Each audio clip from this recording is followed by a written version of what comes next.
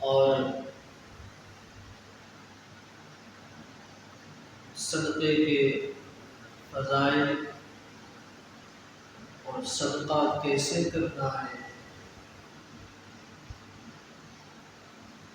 اور اپنے دیے ہوئے صدقے کے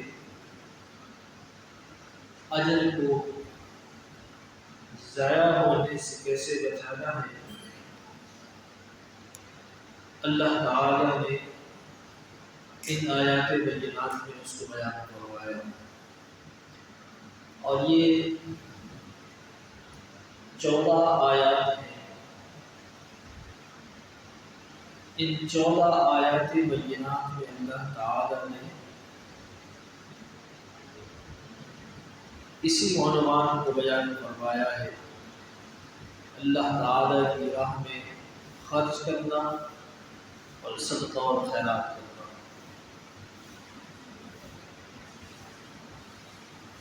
گزشتہ جمعۃ المبارک میں یہ بیان کیا گیا تھا کہ اللہ تعالی نے قرآن میں ارشاد فرمایا کہ جو شخص اللہ رب العزت کی بارگاہ میں خرچ کرتا ہے، صدقہ کرتا ہے، تو اللہ تعالی نے فرمایا اس کی مثال ایسی ہے کہ جیسے زمین میں ایک فصل ہوگی اور اس فصل پر 7 خوشے ہوگے اور ہر خوشے کے اندر 100 دانے ہوں۔ مطلب یہ کہ ایک شخص اللہ کی بارگاہ میں خرچ کرتا ہے تو اللہ تعالیٰ اس کو اجر اس انداز سے عطا فرماتا ہے کہ کسی کو اللہ تعالیٰ 10 درجے بلند کر کے ثواب عطا فرماتا ہے، کسی کو اللہ تعالیٰ 70 درجات بلند کر کے اجر عطا فرماتا ہے، اور کسی کے لیے اللہ رب العزت 700 درجات بلند کر کے اجر و ثواب عطا فرماتا ہے۔ اور اللہ نے فرمایا کہ اگر کوئی بہت ہی خلوص اور للہیت کے ساتھ خرچ کرتا ہے تو اللہ تعالیٰ اس کے لیے اس کو بھی دگنا کر دیتا ہے، یعنی اس 700 کو 1400 درجات بلند کروا دیتا ہے، اور اللہ تعالیٰ کے خزانوں میں کوئی کمی نہیں۔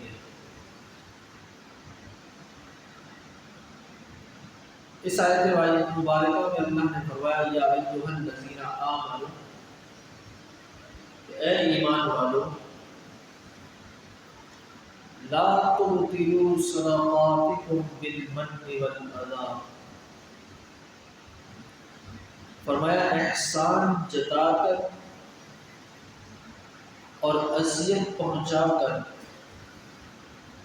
اپنے صدقات کو ضائع نہ کرو۔ جس کو اللہ کے لیے دے رہے ہو، اللہ کی رضا کے لیے دے رہے ہو، تو نہ تو اس کو احسان جتاؤ اور نہ ہی تکلیف پہنچاؤ، اس لیے کہ احسان جتانے سے، تکلیف پہنچانے سے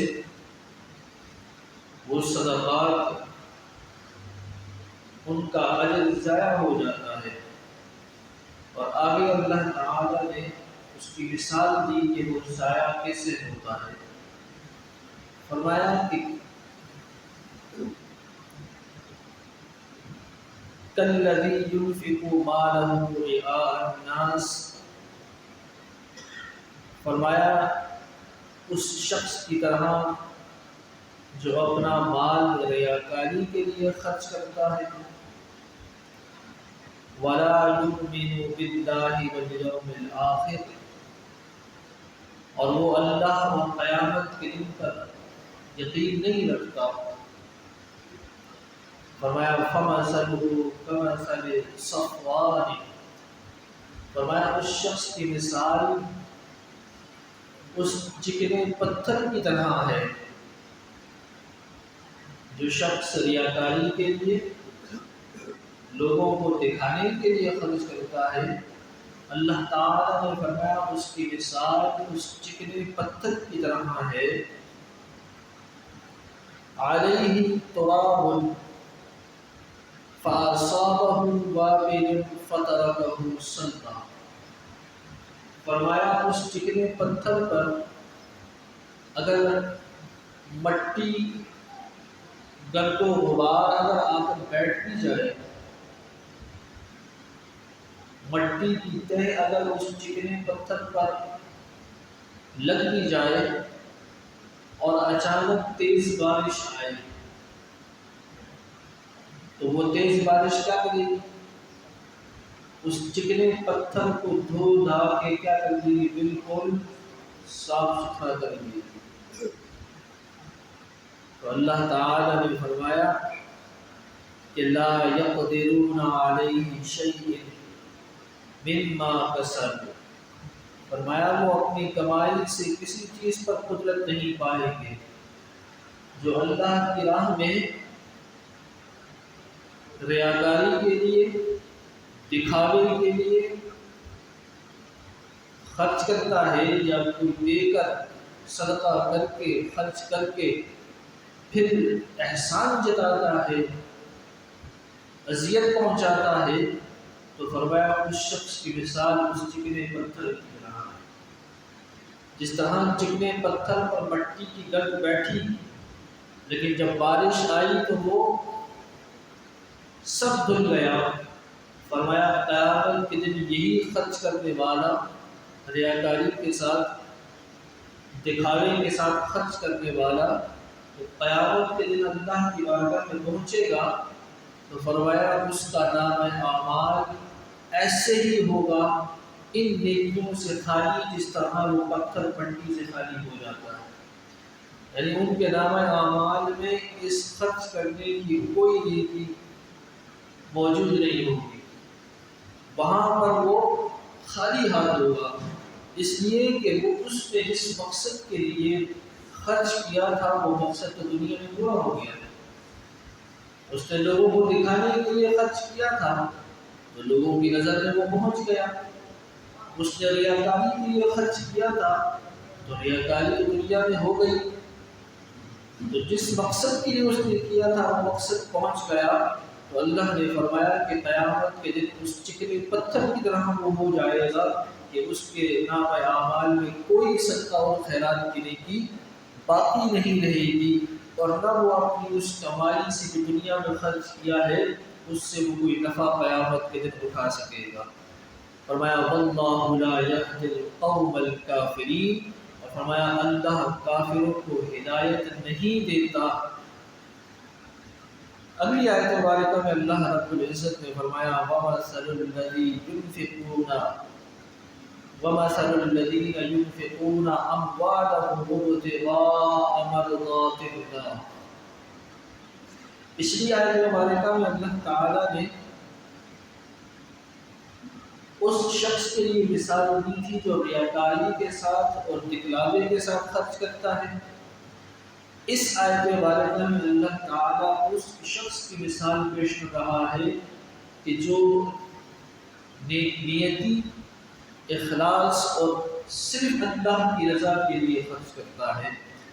اللہ نے فرمایا کہ وَمَثَلُ الَّذِينَ يُنْفِقُونَ أَمْوَالَهُمُ ابْتِغَاءَ مَرْضَاتِ اللَّهِ، فرمایا اور جو لوگ اپنے مالوں کو اللہ کی رضا جوئی اور اپنے دل کو مضبوط کرنے کے لیے خرچ کرتے ہیں، یعنی ان کا خرچ کرنے کا مقصد اللہ کو خوش کرنا ہے، اللہ کی رضا حاصل کرنا ہے، اور اپنے دل کو ایمان پر پختہ رکھنے کا مقصد ہے، تو اللہ فرماتا ہے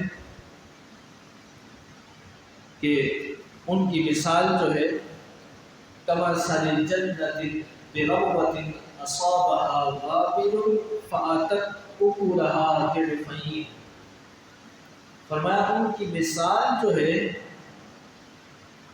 ایک اونچی زمین پر ایک باغ کی ہے، ایک باغ ہو اور وہ ہو بھی اونچی زمین پر۔ اور فرمایا کہ پھر اس باغ میں ایک تیز بارش آئے گی، اور جب تیز بارش آئے گی تو فرمایا فآتت اکلہا ضعفین، اس بارش کی وجہ سے اس باغ کا پھل جو ہے وہ دگنا ہو جائے گا۔ پہلے اگر اس سے اگر 1 من پھل کاشت ہو رہا تھا تو اب 2 من ہو جائے گا، اس لیے کہ بارش نے اس کو سیراب کر دیا۔ بارش نے اس زمین کو، اس باغ کو سیراب کر دیا، تو اس کی بارش کی وجہ سے اس کا پھل کیا ہوا؟ دگنا ہو گیا۔ پچھلی آیت مبارکہ میں فرمایا تھا کہ اس چکنے پتھر پر جب بارش برسی تو اس کی جو مٹی تھی وہ بھی صاف کر دی، لیکن یہاں فرمایا کہ جب باغ پر بارش برسی تو اس کا پھل جو ہے کیا ہو گیا؟ دگنا ہو گیا۔ تو فرمایا کہ نیک نیتی کے ساتھ خرچ کرنے والے کی مثال اس باغ کی ہے کہ جس پر جب بارش برسی تو اس کا پھل کیا ہو گیا؟ دگنا ہو گیا۔ اللہ نے فرمایا کہ اگر فَإِن لَمْ يُصِبْهَا وَابِلٌ فَطَرٌ، فرمایا اگر بالفرض بارش نہ بھی ہوئی، اس باغ پر بارش نہ بھی ہوئی، تو فرمایا کہ وہ جو اللہ تعالیٰ رات کے وقت شبنم برساتا ہے نا، اس باغ کی سیرابی کے لیے وہ شبنم بھی کافی ہے۔ یعنی اس شبنم سے ہی اللہ تعالیٰ اس باغ میں اتنا پھل پیدا کرے گا کہ کمی نہیں ہوگی۔ تو فرمایا نیک نیتی کے ساتھ، للہیت کے ساتھ انسان اگر خرچ کرتا ہے تو پھر اس کی مثال اس باغ کی طرح ہے کہ اللہ تعالیٰ اس پر اگر برسات برسائے تو ڈبل ہو جائے پھل، اور اگر برسات نہ بھی ہو تو ایک قسم کا پھل تو اس میں لازمی آئے گا۔ تو فرمایا کہ اگر اللہ تعالیٰ کی راہ میں کوئی شخص خرچ کرتا ہے تو اس کو 700 گنا اجر تو ملے گا، لیکن اگر اس کا خلوص، اس کی اگر نیک نیتی، تقویٰ اگر کمال حد کو پہنچا ہوگا تو اللہ تعالیٰ پھر اس پر بارش برسا کے اس کا اجر دگنا بھی کر دے گا، اور اگر دگنا نہ ہوا تو ایک حصہ تو اس کو لازمی ملے گا۔ یہ اس کے لیے ہے کہ جو اللہ کی راہ میں نیک نیتی کے ساتھ خرچ کرتا ہے، بغیر ریاکاری کے خرچ کرتا ہے۔ اور فرمایا واللہ بما تعملون بصیر، اور اللہ تمہارے سب کاموں کو دیکھنے والا ہے۔ مطلب کہ کوئی شخص اگر زبان سے 1,00,000 مرتبہ کہتا رہے کہ نہیں میں تو اللہ کی رضا کے لیے کر رہا ہوں، اللہ کے لیے کر رہا ہوں، اللہ کی جو ہے وہ خوشی کے لیے کر رہا ہوں، لیکن عمل اور دل کا ارادہ کچھ اور ہو، تو اللہ نے فرمایا کہ اللہ تعالیٰ تمہارے ہر کام کو جانتا ہے۔ انسان نہیں جان سکتے، لیکن اللہ کو جانتا ہے کہ تم کیا کام کر رہے ہو اور کس ارادے سے کر رہے ہو۔ اگلی آیت مبارکہ میں اللہ نے فرمایا اَیَوَدُّ أَحَدُکُمْ أَن تَکُونَ لَهُ جَنَّةٌ مِّن نَخِیلٍ وَأَعْنَابٍ، فرمایا کیا تم میں سے کوئی شخص یہ پسند کرتا ہے کہ اس کا کھجوروں اور انگوروں کا ایک باغ ہو، اور باغ کیسا ہو؟ تجری من تحتها الانہار، اور اس باغ میں جو ہے دریا بہہ رہے ہو، اس باغ میں دریا بہہ رہے ہو، لہو فیہا من کل الثمرات، اور اس باغ میں ہر قسم کے پھل موجود ہوں، ہر قسم کے پھلوں کے درخت موجود ہوں، اور وہ درخت جو ہیں وہ اچھے پھل بھی دیتے ہوں۔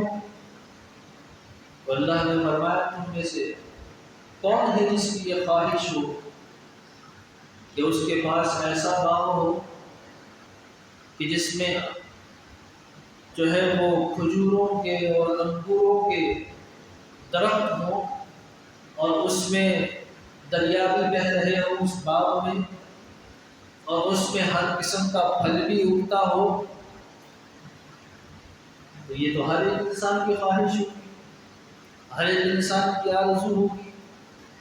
اللہ نے فرمایا وَأَصَابَهُ الْكِبَرُ وَلَهُ ذُرِّيَّةٌ ضُعَفَاءُ،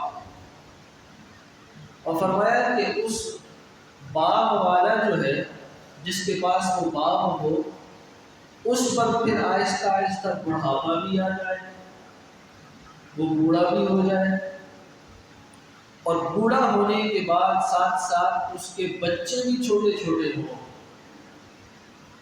یہ اللہ تعالیٰ ایک نقشہ بیان کر رہا ہے کہ انسان کے سامنے اس کی عقل کی، اس کی فطرت کے مطابق، کہ انسان کے یہی سب تصورات ہوتے ہیں کہ میرے پاس یہ بھی ہو، یہ بھی ہو، یہ بھی ہو، یہ بھی ہو۔ اللہ تعالیٰ بیان فرما رہا ہے کہ ایک شخص کے پاس باغ بھی ہے، اس میں درخت بھی ہے، اس میں دریا بھی ہے، اس میں ہر قسم کا پھل بھی لگتا ہے، اور پھر وہ بوڑھا بھی ہو گیا ہے، اس کے بچے بھی چھوٹے ہیں، تو ایسے شخص کو اس باغ کی کتنی ضرورت ہوگی یہ ایک انسان بہتر جانتا ہے، اور وہ زیادہ بہتر جانتا ہے جب وہ بڑھاپے کو پہنچے، بچے بھی چھوٹے ہوں اور کوئی کمائی کا ذریعہ نہ ہو اس باغ کے علاوہ، تو اس باغ کی کتنی اشد ضرورت ہوگی اس کو۔ وہ تو کہے گا نا کہ اگر یہ باغ ضائع تو میری تو زندگی لٹ جائے گی، میرے ہاتھ میں تو کچھ رہے گا نہیں۔ اللہ فرماتا ہے کہ یہ سب کچھ اس کے پاس ہو، اب بڑھاپا آ گیا، بچے بھی چھوٹے ہوں، لیکن اچانک کیا ہوا؟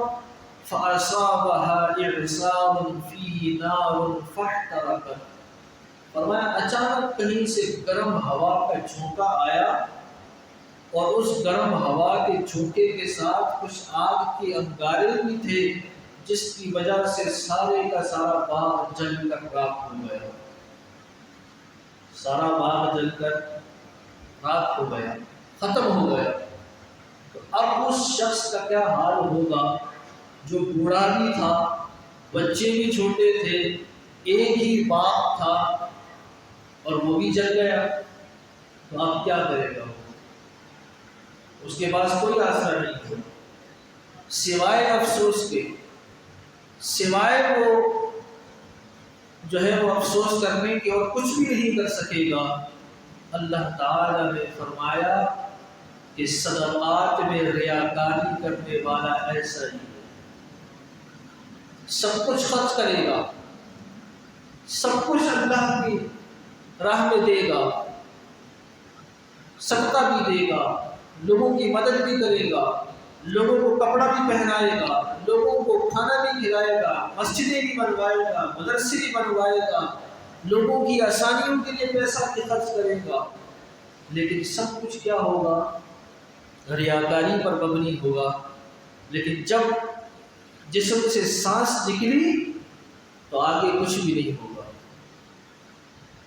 وہ آگ، باغ جو تھا، باغ جلنے کے جو اللہ نے مثال دی، وہ انسان کی موت کی مثال ہے کہ اچانک موت آئی، وہاں اچانک آگ آئی، باغ جل گیا، ادھر اچانک موت آئی تو آگے کچھ بھی نہیں۔ آگے جب اللہ کی بارگاہ میں پہنچا تو پھر تو سوچے گا کہ میں نے تو وہاں مسجد بنائی تھی، میں نے وہاں مدرسہ بنایا تھا، میں نے وہاں خرچ کیا تھا، فلاں شخص کو دیا تھا، فلاں بیوہ کو دیا تھا، فلاں کیا تھا، یہ کیا تھا، وہ کیا تھا۔ اللہ فرمائے گا اس آگ نے سب کچھ جلا کر راکھ کر دیا، اب اس کے ہاتھ کچھ بھی نہیں ہے، اب اس کے ہاتھ کچھ نہیں ہے۔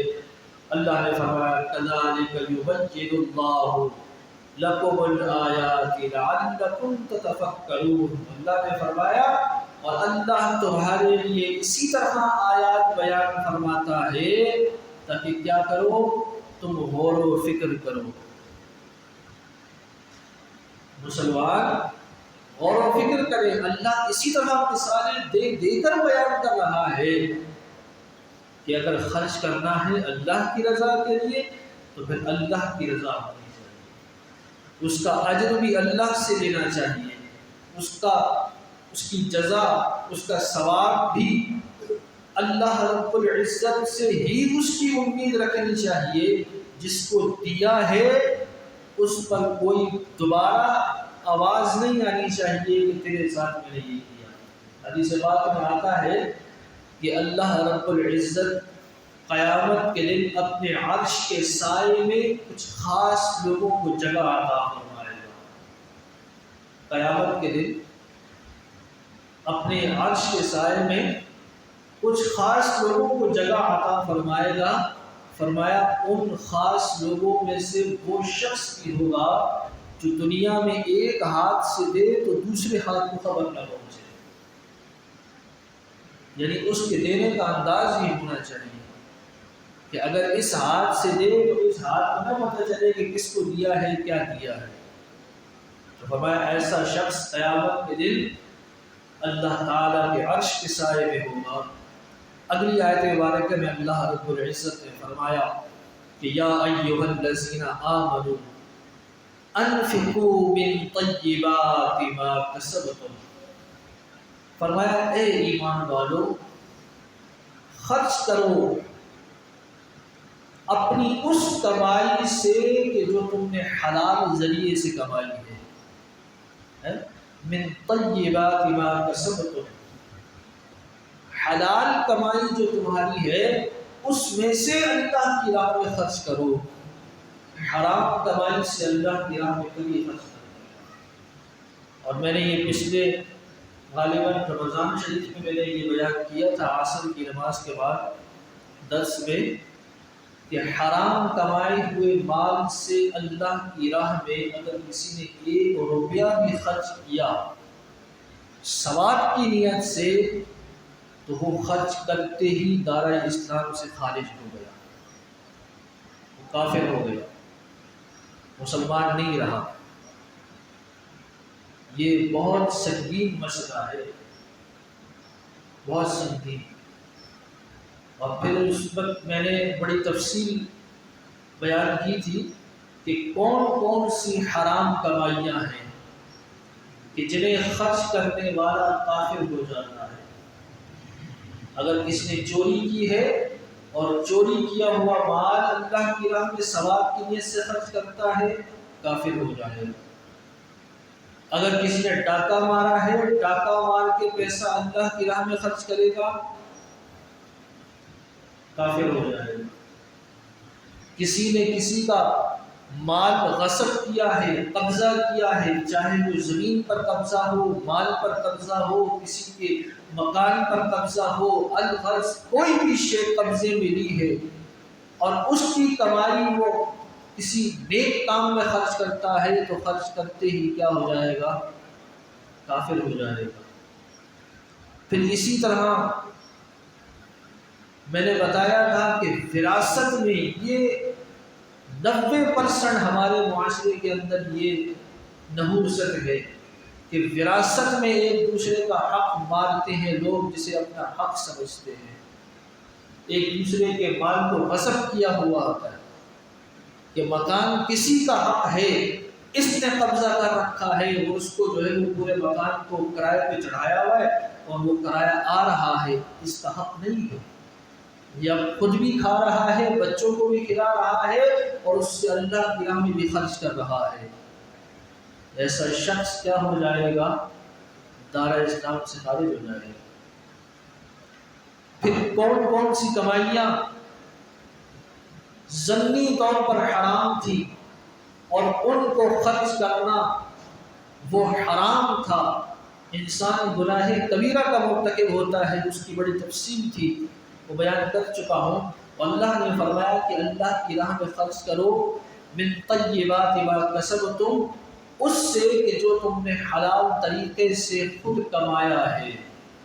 فرمایا وَمِمَّا أَخْرَجْنَا لَكُم مِّنَ الْأَرْضِ، اور فرمایا کہ جو میں نے تمہارے لیے زمین سے اگایا ہے، جو فصل اگتی ہے یا جو باغوں سے اگتی ہے، تو فرمایا اس سے بھی اللہ کی راہ میں خرچ کرو۔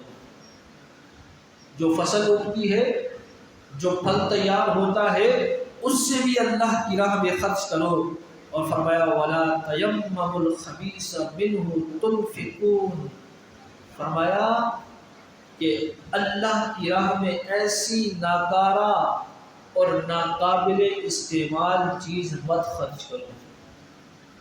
فرمایا اللہ کی راہ میں خرچ کرنی ہے تو ستھری چیز خرچ کرو، اچھی چیز خرچ کرو، جو اپنے لیے پسند کرتے ہو وہ اللہ کی راہ میں خرچ کرو۔ فرمایا ناکارہ چیز اللہ کی بارگاہ میں نہ خرچ کرنا،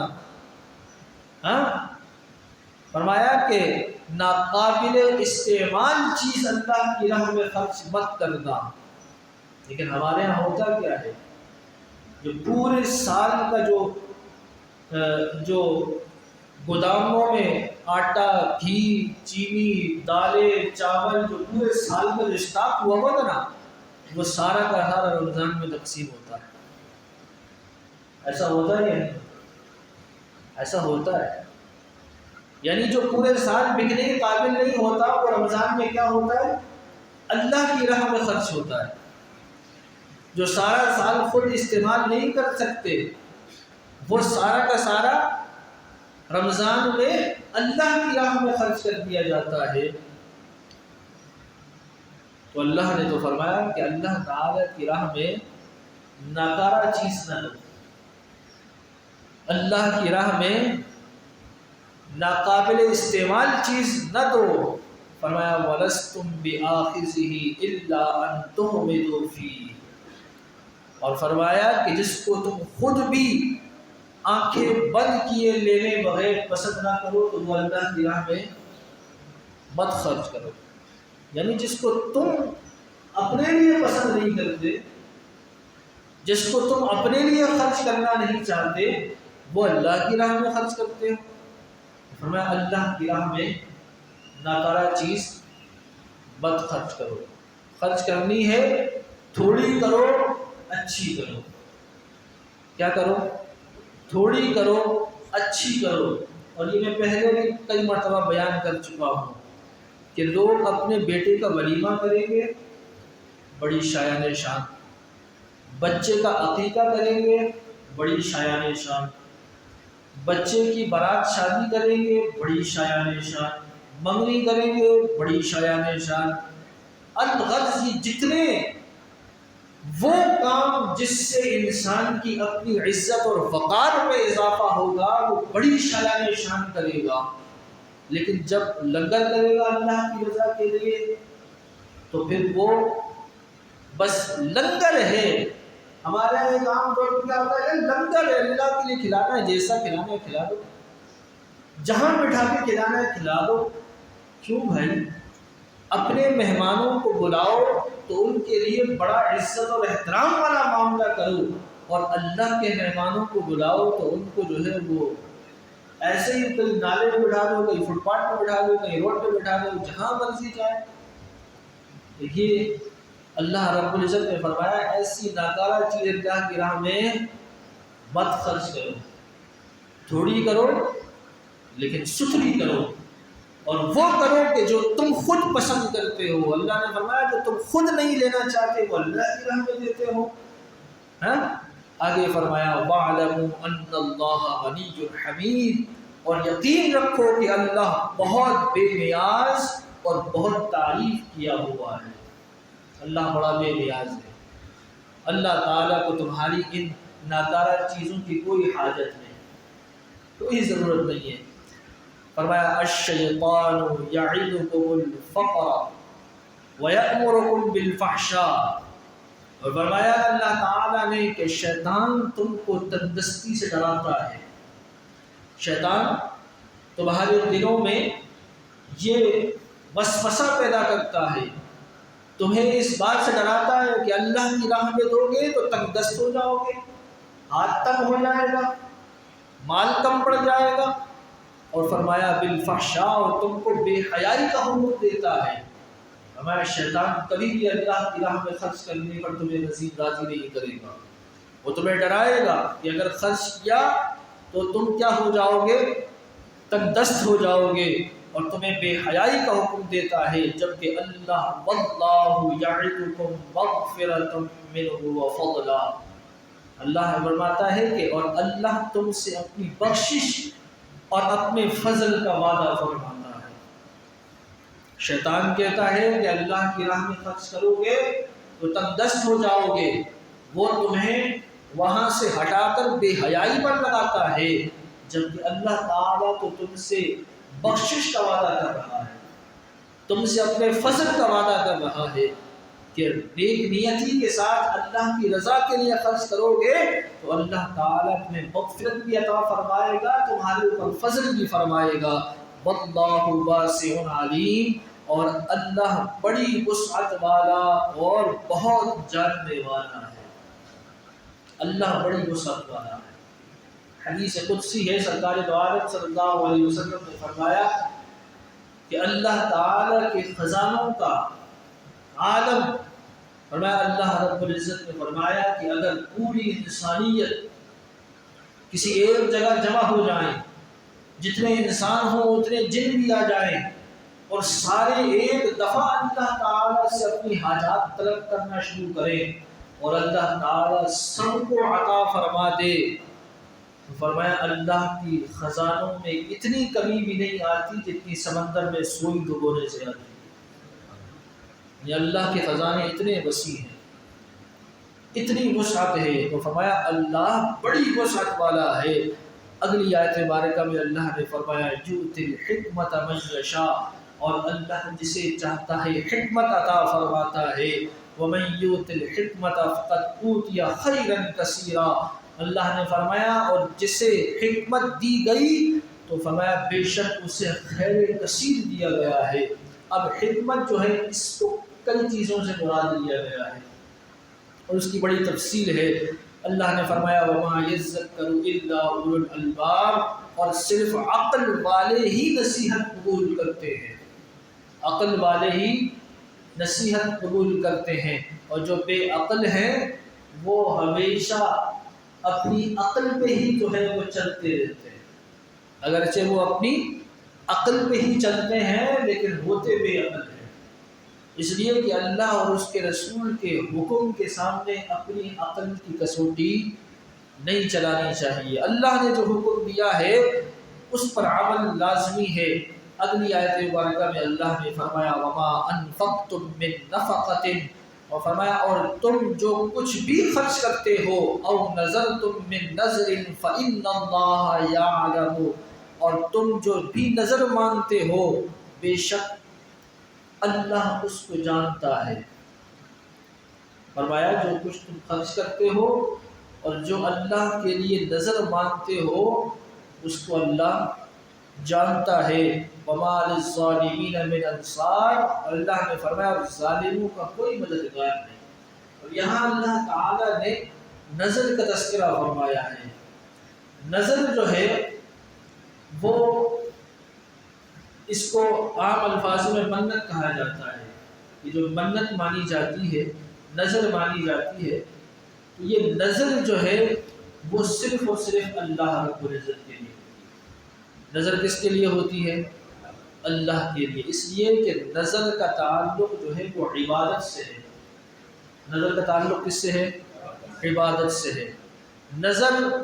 نظر شرعی وہی ہے جو اللہ کے لیے ہو۔ کس کے لیے ہو؟ اللہ کے لیے، اور اس کا تعلق کسی نہ کسی عبادت سے ہو۔ یہ نظریں جو مانی جاتی ہیں، بعض لوگ کہتے ہیں کہ جناب میرا فلاں کام ہو جائے تو میں فلاں مزار پہ چادر چڑھاؤں گا، یا فلاں مزار پر دیگ پکا کے کھلاؤں گا، یا فلاں مزار کے لیے کروں گا۔ تو یہ منتیں جو ہے یہ واجب منتیں نہیں ہوتی، سمجھے بات کو؟ کہ بعض لوگوں کا یہ نظریہ ہوتا ہے کہ جناب ہم نے فلاں مزار کی جو ہے وہ چادر مانی تھی، اب ہمارا کام ہو گیا، لہذا ہم اگر منت کی چادر نہیں چڑھائیں گے تو ہمیں نقصان اٹھانا پڑے گا۔ کیا کرنا پڑے گا؟ نقصان اٹھانا پڑے گا۔ میرے پاس ایک صاحب کا سوال بھی آیا تھا کچھ عرصہ پہلے کہ جناب وہ ہمارے والد صاحب جب بیمار تھے تو ہم نے ایک جگہ کی نظر مانی تھی کراچی سے باہر کہ ہم وہاں جا کر جو ہے وہ چادر چڑھائیں گے، اور ہمارے ابو ٹھیک بھی ہو گئے اور 1 سال ٹھیک رہے، ہمارا وہاں جانا نہیں ہوا، اور اب 1 سال کے بعد والد صاحب دوبارہ بیمار پڑ گئے ہیں اور وہ بہت شدید بیمار ہوئے ہیں۔ تو اب ہم خاندان والے یہ کہہ رہے ہیں کہ تم لوگوں نے چادر نہیں چڑھائی، اس کی وجہ سے وہ بیمار ہو گئے، تم نے چادر نہیں چڑھائی تو اس لیے یہ دوبارہ بیمار ہو گئے ہیں۔ تو ایسا کوئی معاملہ نہیں، ایسا کوئی معاملہ نہیں، اس لیے کہ وہ چادر آپ نے مانی تھی اس صاحب مزار کے لیے کہ میرا فلاں کام ہو جائے گا، اللہ رب العزت میرا فلاں کام کر دے گا، تو میں اس صاحب مزار کے مزار پر کیا کروں گا؟ چادر چڑھاؤں گا۔ تو اب اگر آپ نے چادر نہیں چڑھائی تو کیا معاذ اللہ وہ صاحب مزار تم سے دشمنی ہو گئی تمہاری؟ وہ کوئی دشمن ہو گئے معاذ اللہ ہمارے؟ ان بزرگوں سے ہم یہ امید رکھتے ہیں کہ وہ ہمیں نقصان پہنچائیں گے؟ وہ تو دنیا میں اللہ کی مخلوق کی خدمت اور بھلائی کے لیے آئے تھے، تو اب اگر مزار میں ہیں تو مزار سے وہ لوگوں کے ساتھ دشمنی کریں گے؟ تو یہ غلط نظریات ہیں، ایسا کوئی معاملہ نہیں ہے۔ اور پھر یہ بھی کہ اگر کسی نے منت مانی ہے کہ جناب میں چادر چڑھاؤں گا میرا فلاں کام ہو جائے، تو یہ اس کے لیے کوئی ضروری بھی نہیں ہے۔ اگر کوئی چادر نہیں چڑھاتا کسی غریب کو پیسے دے دے، کسی اور کی ضرورت پوری کر دے، وہ چادر چڑھانا اس کے لیے ضروری نہیں ہے۔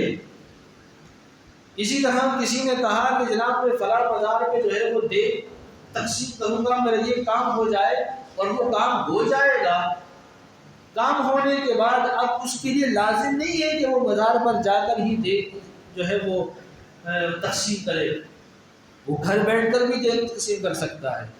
اور اگر دیکھ کی توفیق نہیں ہے، اس لیے کہ لوگ بعض اوقات ایموشنل ہو جاتے ہیں کہ جب مصیبت آتی ہے تو بڑی بڑی منتیں مانگ لیتے ہیں کہ میرا جناب یہ فلاں کام ہو جائے بس ایک مرتبہ تو میں 10 جگہ جو ہے وہ دے دوں گا۔ اس وقت پریشانی میں تو انسان رستہ ڈھونڈتا ہے نا۔ اب جب کام ہو گیا تو اب تو جیب تو اجازت نہیں دیتی کہ 10 جگہ چڑھائے، تو اب کیا کرے؟ اب ایک سے پوچھتا ہے، دوسرے سے پوچھتا ہے، تیسرے سے پوچھتا ہے، تو کوئی بولتا ہے، کوئی کچھ بولتا ہے، کوئی کچھ بولتا ہے۔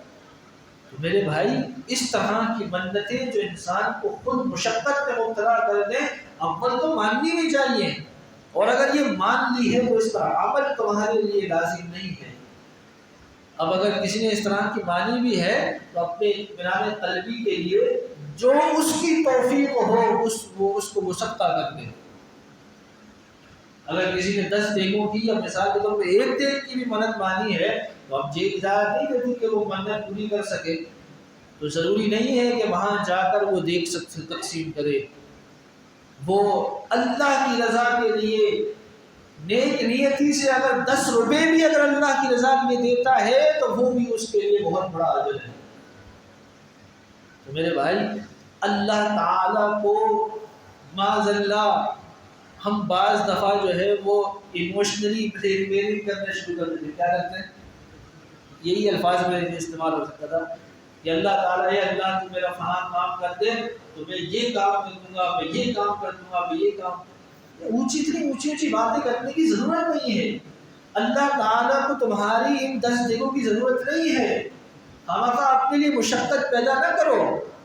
اللہ تعالیٰ کو تمہارے 1000 نفلوں کی ضرورت نہیں ہے کہ کوئی کہے کہ جو بڑی مصیبت میں آئے یار میرا یہ کام ہو جائے اللہ میں 500 نفل پڑھوں گا۔ بھائی کیوں پڑھے گا تو 500 نفل؟ تو اللہ کی رضا کے لیے اگر 10 نفل 5 اور 4 نفل 6 نفل کی تو بات کر تو اللہ اس پہ بھی جو ہے وہ مدد کرے گا۔ تو یہ مت سوچو کہ ہم زیادہ کا کہیں گے تو اللہ تعالیٰ زیادہ سنے گا، نہ، اللہ تعالیٰ تو ارادہ دیکھتا ہے دل کا، نیتی سے۔ تو اللہ نے فرمایا جو تم نظر مانتے ہو اللہ تعالیٰ اس کو جانتا ہے۔ اگلی آیت مبارکہ میں فرمایا ان تبدوا الصدقات فنعما ہی، فرمایا اگر تم اعلانیہ صدقات دو تو وہ کیا ہی خوب ہے، یعنی وہ تمہارے لیے اچھا ہے۔ کہ اگر تم مثال کے طور پہ زکوٰۃ ہے، فطرہ ہے، یہ بعض اکثر لوگ اعلانیہ ہی دیتے ہیں، اعلانیہ ہی، تاکہ جو لینے والا ہے اس کو پتہ چل جائے کہ یہ زکوٰۃ کا پیسہ ہے، اگر وہ زکوٰۃ کا مستحق ہے تو لے گا، اور اگر نہیں ہے تو وہ منع کر دے گا، وہ منع کر دے گا۔ تو فرمایا کہ اگر تم اعلانیہ دو تو کیا ہی خوب ہے، یعنی اچھا ہے۔ وہ فرمایا وَإِن تُخْفُوهَا وَتُؤْتُوهَا الْفُقَرَاءَ فَهُوَ خَيْرٌ لَكُمْ، اور فرمایا اگر تم ان کو مخفی رکھ کر دو، یعنی خفیہ طور پر بغیر اعلان کے اگر یہ صدقات دو تو فرمایا فَهُوَ خَيْرٌ لَكُمْ، یہ تمہارے لیے زیادہ بہتر ہے، یہ تمہارے لیے زیادہ بہتر ہے۔ اور عقل مند وہی انسان ہے کہ جو زیادہ بہتری والا سودا کرے، زیادہ نفع والا سودا کرے، ایسا ہے یا نہیں؟ عقل مند وہی ہوتا ہے جو اچھے سودے پر اپنا سودا بیچے، اچھی قیمت پر اپنا سودا بیچے، زیادہ نفع والا کام کرے۔ اور اللہ نے فرمایا زیادہ بہتر وہ ہے کہ جو مخفی رکھ کر خفیہ طور پر دو۔ آگے اللہ تعالی نے فرمایا وَيُكَفِّرُ عَنْكُم مِّن سَيِّئَاتِكُمْ، اور فرمایا کہ یہ تمہارے گناہوں کو مٹا دے گا، یعنی یہ جو صدقہ تم نے دیا ہے یہ تمہارے بعض گناہوں کو مٹا دے گا، یعنی اس میں گناہ صغیرہ جتنے بھی ہوتے ہیں انسان کے وہ صدقہ دینے سے مٹ جاتے ہیں، ختم ہو جاتے ہیں، اور گناہ کبیرہ جو ہوتے ہیں، بڑے بڑے گناہ جو ہوتے ہیں، ان کے لیے توبہ ہے، یہ توبہ کرے گا تو وہ گناہ معاف ہوں گے۔ آگے فرمایا واللہ بما تعملون خبیر، اور فرمایا اور اللہ تمہارے سب کاموں سے باخبر ہے، وہ سب کاموں کو جانتا ہے۔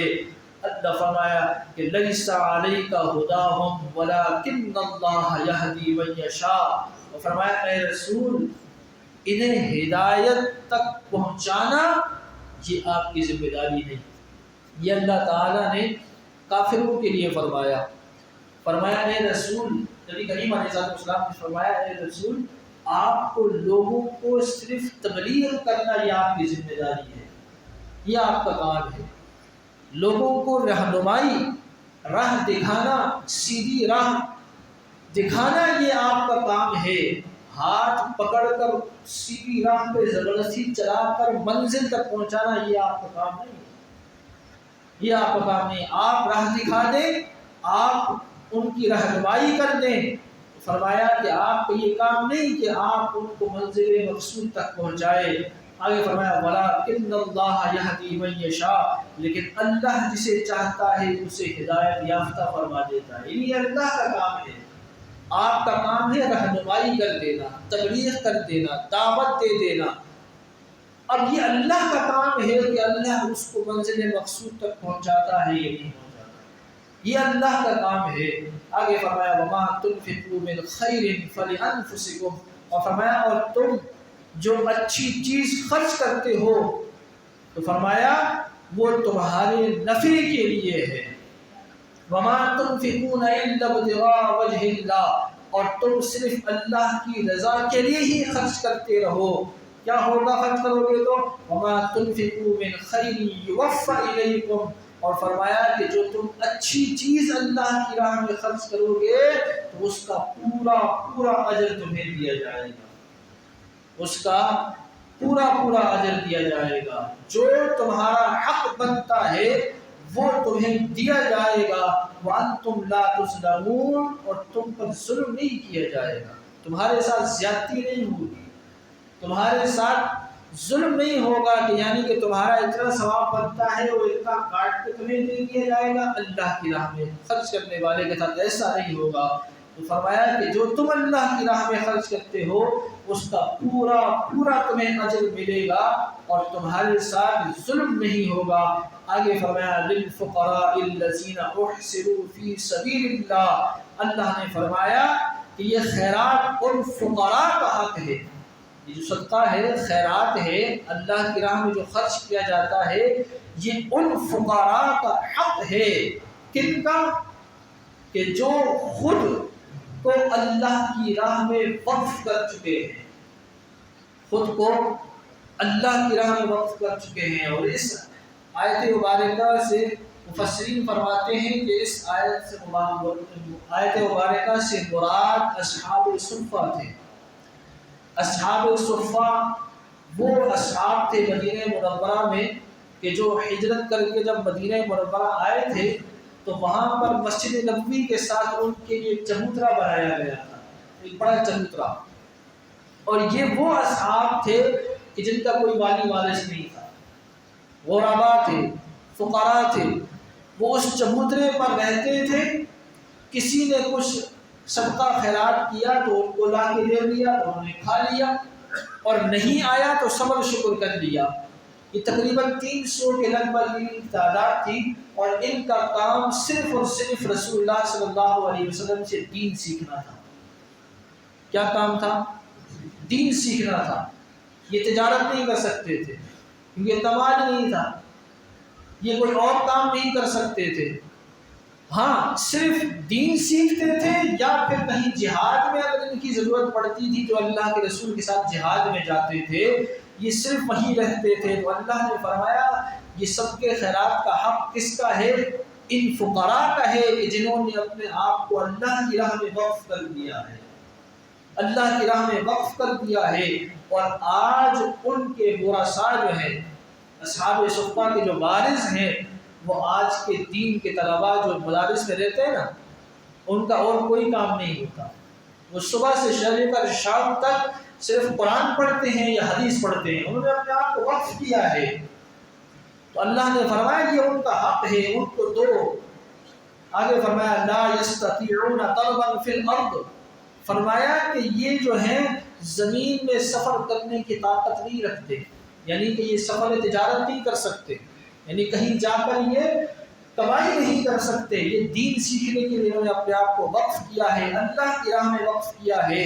آگے فرمایا یحسبهم الجاہل اغنیاء من التعفف، فرمایا کہ جو ناواقف لوگ ہیں وہ ان کے سوال نہ کرنے کو ان کی خوشحالی سمجھتے ہیں۔ اللہ تعالیٰ نے فرمایا کہ یہ جو جنہوں نے اپنے آپ کو وقف کیا ہے نا اللہ کی راہ میں، یہ کسی سے سوال نہیں کرتے، کسی سے تقاضا نہیں کرتے، کسی کے سامنے اپنی مشکل کو بیان نہیں کرتے ہیں۔ اور فرمایا یہ جو بے وقوف لوگ ہیں، ناواقف لوگ ہیں، جن کو معلوم ہی نہیں ہے، وہ ان کے سوال نہ کرنے کو کیا سمجھتے ہیں؟ ان کے پاس بڑا پیسہ ہے، بڑا مال ہے، ہاں بڑی ان کے پاس جو ہے وہ آسائشیں ہیں، اس لیے کہ نا میں آج تک کبھی ہم سے بولا ہی نہیں کہ ہمیں یہ فلاں چیز چاہیے، اس لیے کہ اگر یہ بولتے تو ہمیں پتہ چلتا نا۔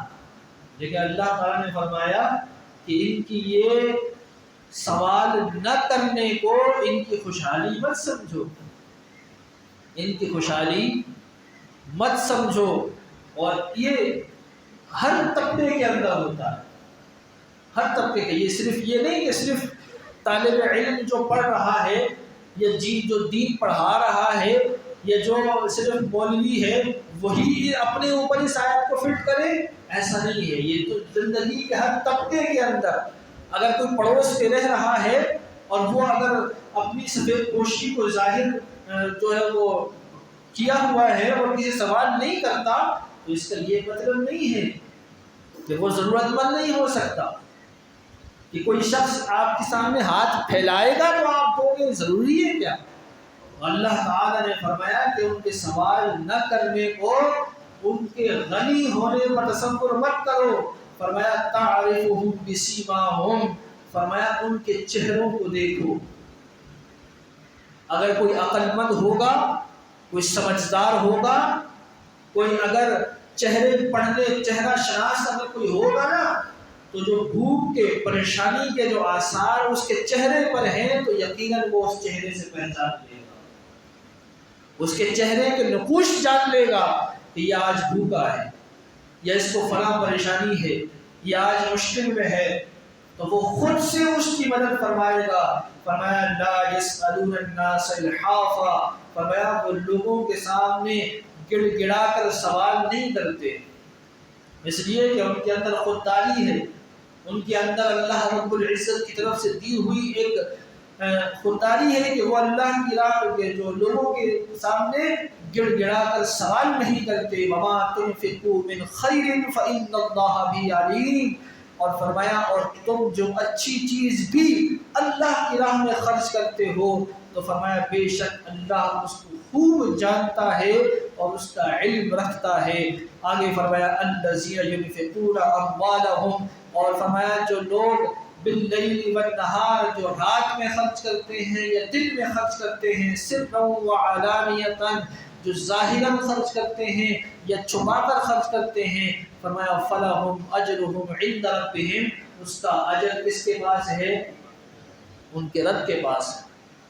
جس پر خرچ کر رہے ہیں اس پر نہیں، اور جو اس طرح سے خرچ کرتا ہے اللہ نے فرمایا ولا خوف علیہم ولا هم یحزنون. اور پھر ان پر کوئی خوف نہ ہوگا اور نہ وہ غمگین ہوں گے. جو اس انداز سے خرچ کرے گا یقیناً اللہ تعالیٰ اس کو اجر عطا فرمائے گا. یہ 14 آیات بینات ہیں جن میں اللہ تعالیٰ نے صرف مال خرچ کرنے کا تذکرہ فرمایا ہے، ترغیب دی ہے. تو یہ ایک اچھی نیکی ہے کہ انسان کے اعمال میں اچھے اعمال میں اضافہ ہوتا ہے اور انسان کے گناہوں میں کمی ہوتی ہے. انشاءاللہ العزیز آج رات عشاء کے بعد اس کا بقیہ حصہ بیان کریں گے، اور یہ سورہ بقرہ کا آخری حصہ بچا ہے. آج رات سورہ بقرہ اختتام پذیر ہو جائے گی، انشاءاللہ دعا بھی ہوگی. تو یہ سلسلہ میں نے گزشتہ سال شوال کے مہینے میں شروع کیا تھا. تب کیا تھا شوال کے مہینے میں، اور اب کون سا مہینہ ہے؟ ذی قعدہ کا. 1 سال لگا. کتنا؟ 1 سال. اور 1 سال میں صرف سورہ بقرہ بیان فرمائی ہے. 1 سال میں. اب ان کو سوچنا چاہیے جو شخص یہ کہتا ہے کہ جناب کیا ضرورت ہے کسی کے پاس جا کر قرآن سیکھنے کی، خود سے ترجمہ پکڑو مارکیٹ سے، دنیا بھر کی زبانوں میں موجود ہے، اور پڑھنا شروع کر دو. پڑھنا شروع کر دو. تو جناب اگر اتنا قرآن آسان ہوتا تو یہ ساری کی ساری دنیا عابد قرآن نہ ہو جاتی؟ ہاں، پھر یہ اتنے بڑے بڑے مدارس، اور پھر ابھی جس طرح بیان کیا کہ یہ 300 صحابہ صفہ پر بیٹھے تھے، یہ سارے کے سارے معاذ اللہ اس بات کو نہیں سمجھتے تھے. وہ تو سارے تھے بھی عربی بولنے والے تھے، عربی اور نسب تھے. ہاں، ان کو قرآن سمجھ میں نہیں آیا.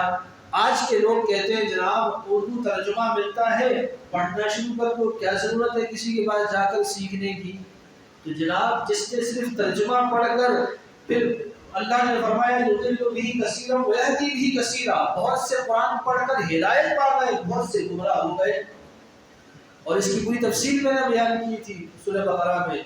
تو جناب اتنا آسان نہیں ہے قرآن. قرآن کو سمجھنے کے لیے وقت بھی دینا پڑتا ہے. اس کو سمجھنے کے لیے انسان کو وقت بھی نکالنا پڑتا ہے. ایک عالم دین زندگی کے 8-10 سال لگاتا ہے. کتنے؟